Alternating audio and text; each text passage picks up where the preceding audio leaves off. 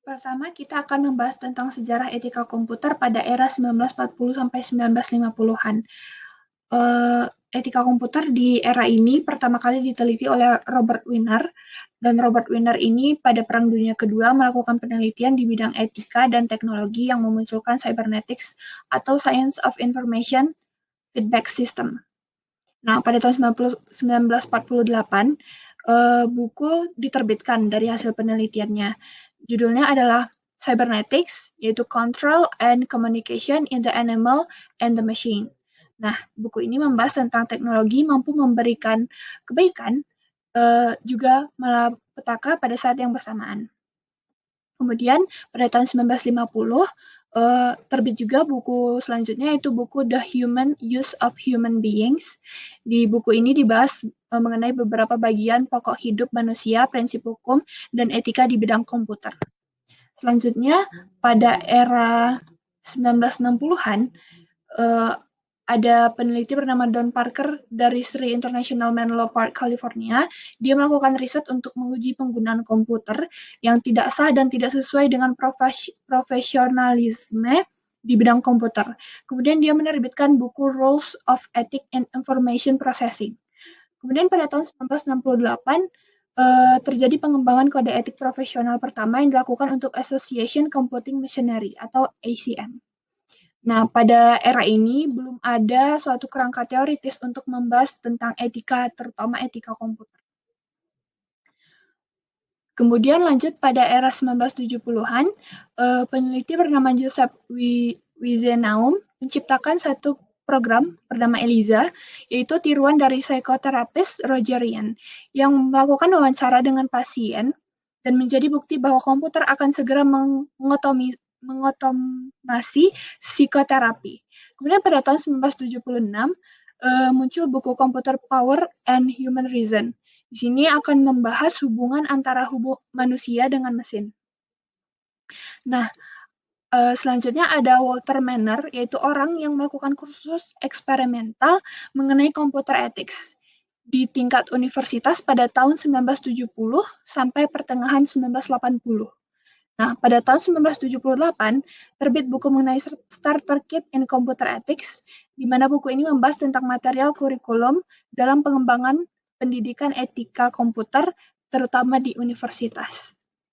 Nah, untuk tahun era 1980-an, pembahasan Computer Enabled Crime atau kejahatan komputer, masalah yang disebabkan kegagalan sistem komputer, invasi keleluasaan pribadi melalui database komputer, dan perkara pengadilan mengenai kepemilikan perangkat lunak. Nah, jadi pada tahun 1980-an ini etika komputer itu disebut sebagai suatu disiplin ilmu. Kemudian pertengahan 80-an, James Moore menemukan artikel What is Computer Ethics. Kemudian Deborah Johnson juga menerbitkan buku teks Computer Ethics.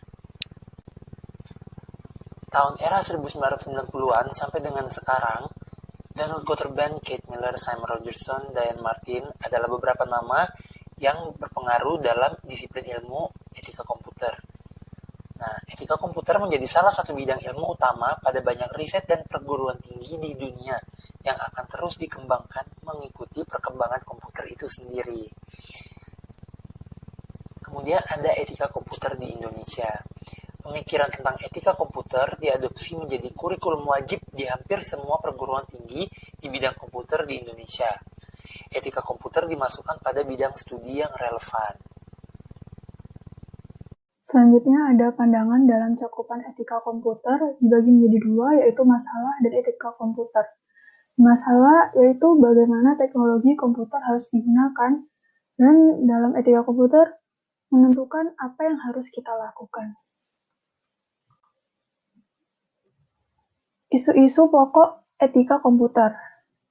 Di sini salah satunya ada business and e-commerce, cyber ethics, computer crime, dan tanggung jawab profesi.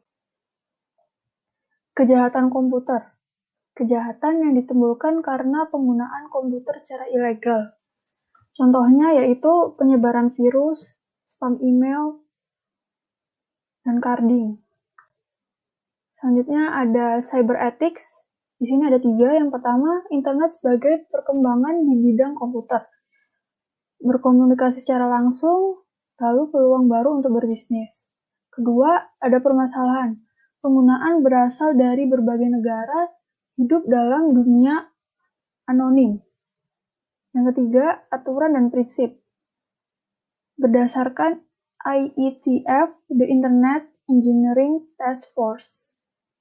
Selanjutnya adalah isu mengenai e-commerce. E-commerce merupakan model perdagangan yang menggunakan mekanisme elektronik. Contoh dari pelanggaran e-commerce adalah menjual hardware atau komputer bajakan melalui media online. Yang kedua, pemalsuan tanda tangan digital. Yang ketiga, pelanggaran kontrak pembelian. Dan yang terakhir adalah pelanggaran pajak penjualan. Selanjutnya adalah pelanggaran hak atas kekayaan intelektual yang biasa disebut dengan pelanggaran hak cipta.